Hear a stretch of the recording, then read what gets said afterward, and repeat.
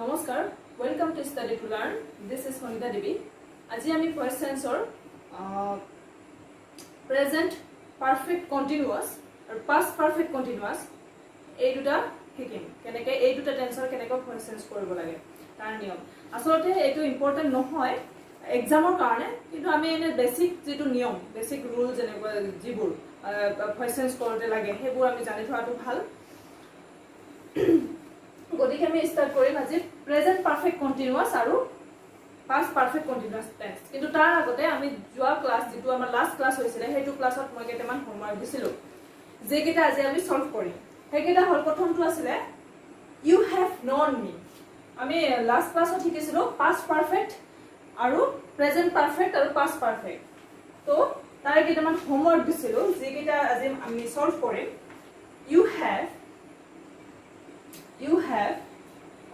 you have known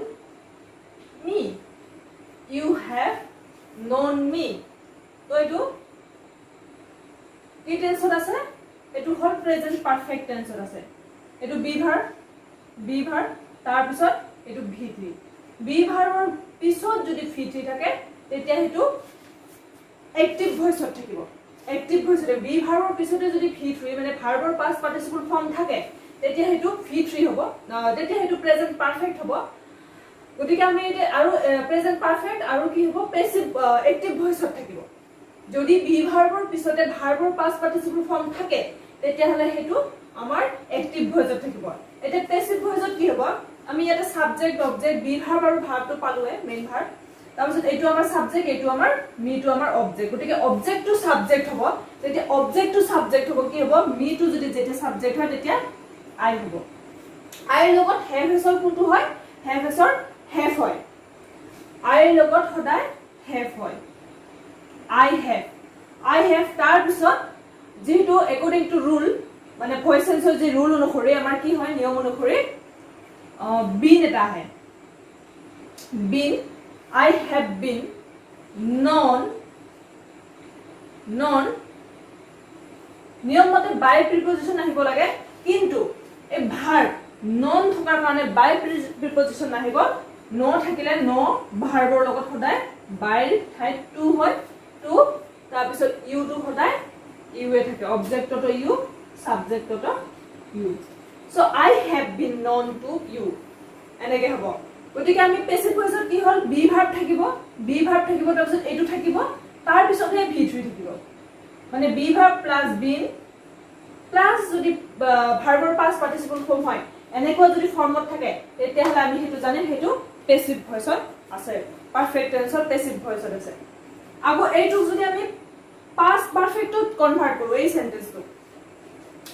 past পারফেক্টত লৈ গলে কি হ'ব ইউ তাতে এটাই বি ভার্ব থাকে হেতু হল had active voice লিখি আছো had known to known হৈয়ে থাকিব known you oh sorry you নহয় me so you had known me ইয়াতে হ'ব me to subject হলে I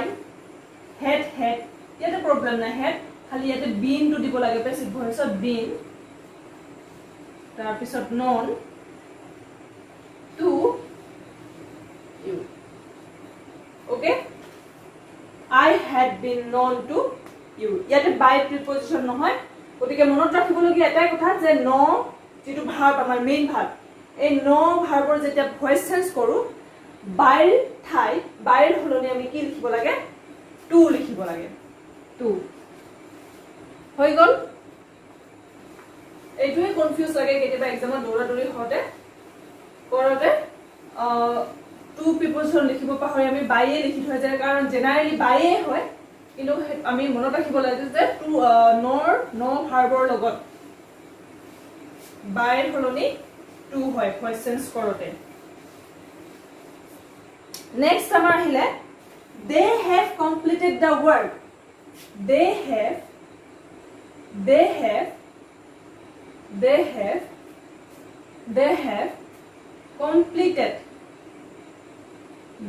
completed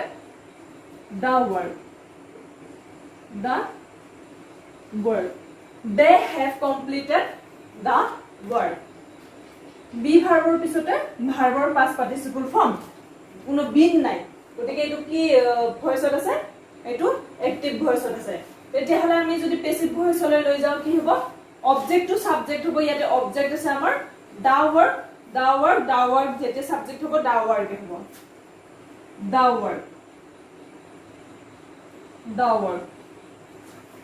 word ইয়াৰ লগত হ'ব has তাৰপিছত been আহিব been completeৰ past participle form completed by they to যদি object হয় subjectৰ পৰা object হয় তেতিয়া কি হ'ব them the work has been completed by them এইটো কাকো যদি আমি past perfect বনাও তেতিয়া কি হ'ব they had completed the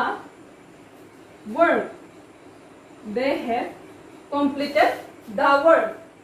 এইটো আমাৰ active voice আছে passive voice লৈ আহিলে the work had been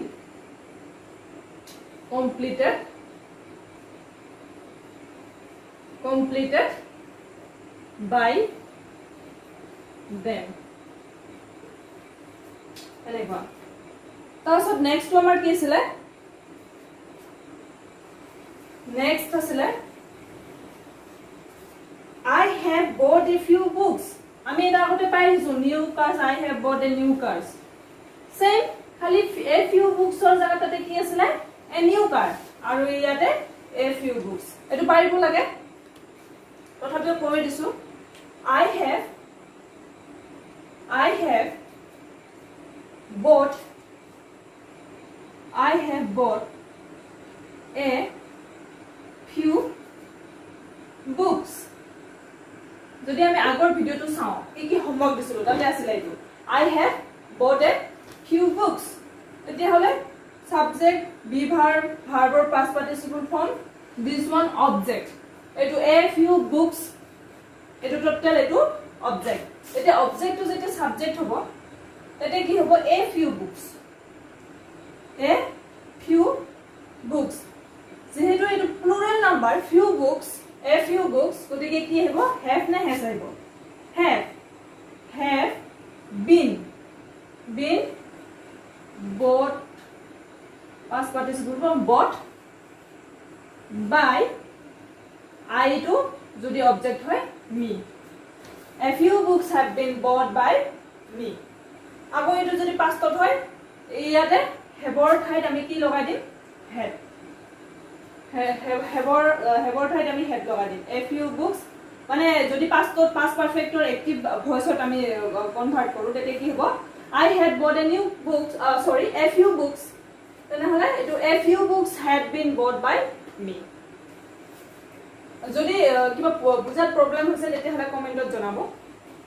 কমেন্টত জনালে মই আকৌ ক্লিয়াৰ কৰি দিম নেক্সট আমাৰ আহিলে the hunter have killed the tiger next the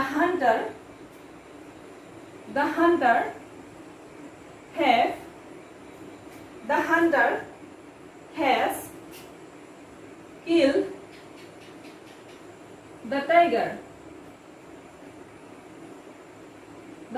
the hunter has killed the tiger এটো কি হ'ব the tiger এটো subject be verb verb past participle form main verb and object এটা হলো object আমাৰ কি হ'ব the tiger singular number then has been আহিলে নিয়ম মতে তাৰ পিছত kill or past participle form kill by the hunter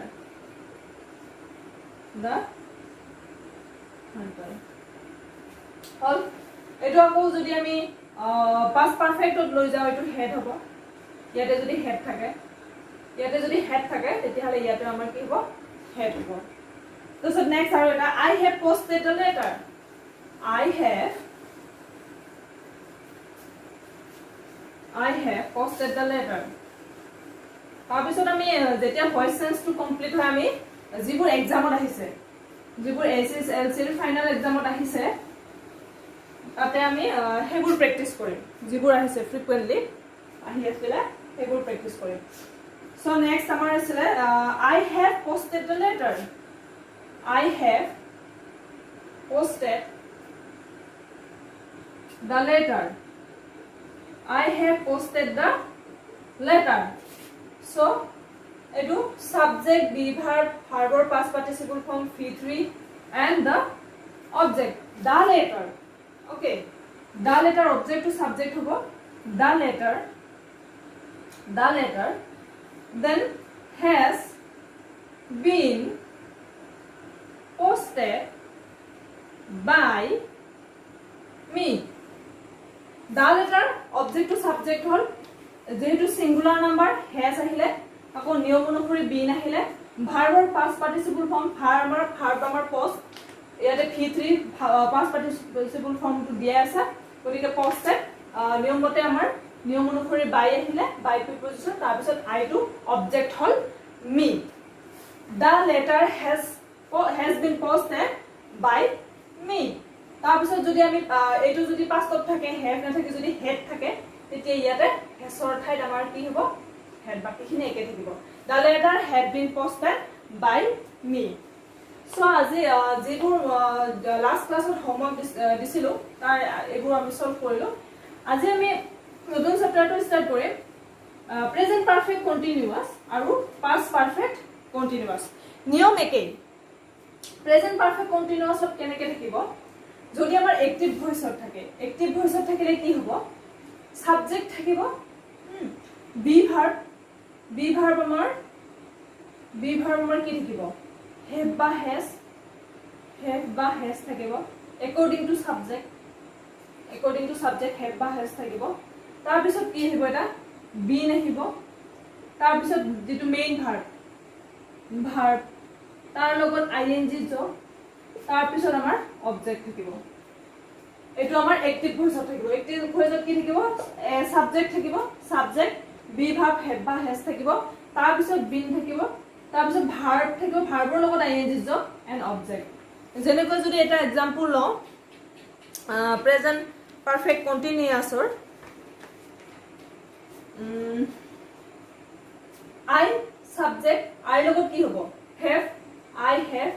তাৰ পিছত জেনাৰেলি এটো আহিব নিয়ম অনুসৰি বিন প্লাস ভাৰ্ব ডু ইয়াৰ লগত আইএনজি যোগ কৰিলে ডুইং দা ওয়াৰ্ক এটো অবজেক্ট সো এনেকে থাকিলে আমাৰ কি হ'ব I have been doing the work তাৰ পিছত এটোকে যদি আমি ভয়েস চেঞ্জ কৰো ভয়েস চেঞ্জ কৰিলে ৰুলটো কেনেকৈ হ'ব মানে পেসিভ ভয়েসত কেনেকৈ থাকিব সাব অবজেক্ট টু সাবজেক্ট হ'ব সাবজেক্ট হল তাৰ পিছত বি ভাৰ্ব হেভ হেছৰ এটা থাকিব বি ভাৰ্বৰ হেভ বা হেজ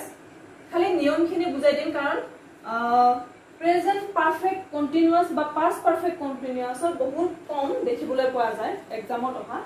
গতিকে আমি খালি নিয়মখিনি জানি থওঁ আৰু দুটামান প্ৰেক্টিসও কৰিম লগতে কিন্তু ইমান ডিটেইলছত বা প্ৰেক্টিস কৰি থকাৰ কোনো প্ৰয়োজন নাই গতিকে subject plus be verb have বা হেজ থাকিব তাৰ পিছত বিনটো থাকিব প্লাস তাৰ পিছত আমাৰ কন্টিনিউয়াস টেন্সৰ এটা কি আহে জেনাৰেলি আমি প্ৰেজেন্ট কন্টিনিউয়াস কওঁ তেতিয়া এটা বিং আহে